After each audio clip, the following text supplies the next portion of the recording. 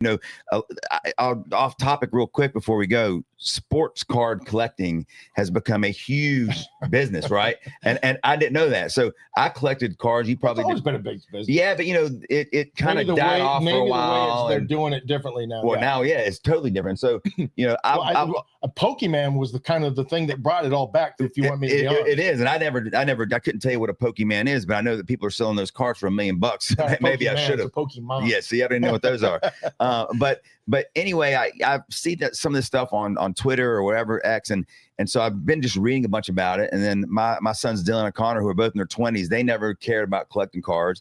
And so their buddies, I guess, had gotten into it. Anyway, we start talking about it and we start buying some of these cards. And it is and my point of this is like when I'm watching the OTAs and I'm hoping that we found a diamond in the rough like Jalen Croker last year.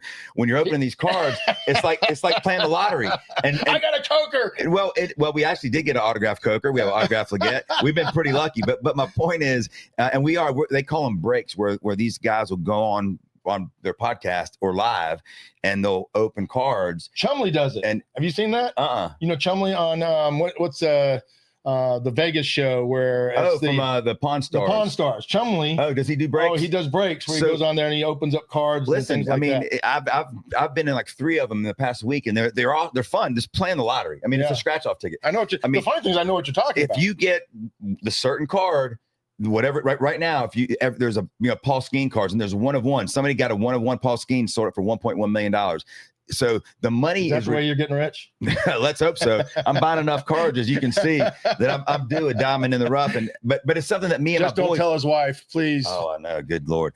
At some point, she's going to wonder why there's packages every day, but why there's cards everywhere. Tell her, listen, I'll explain my cards if you can explain the Amazon that comes every day, exactly, or the Shein or whatever it is. Yeah, exactly. But it's something that me and my boys have had a good time doing. And now a couple of my buddies who collected cards when they were younger have gone to there's a place across the street here called Palmetto Collectibles, right over in Raintree.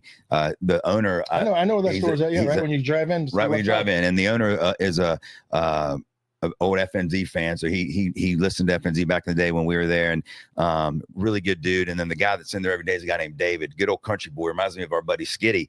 And you go in there and there's certain boxes. So you're gonna be a card townie. Oh, you're gonna be sitting in there like what's the name of that show? Cheers. Yeah, I mean, if they serve liquor in there, it'd be over. Well, you would never get me out of there. There's our next new idea. Maybe, maybe. Let's go have a townie bar with sport cards. I'm gonna tell you what, sit there and drink beer. It is crazy. Like yesterday or serve popcorn, drink beer. Saturday we went in there. Me and a few buddies that had not been in there before, and they collected cards when they were younger.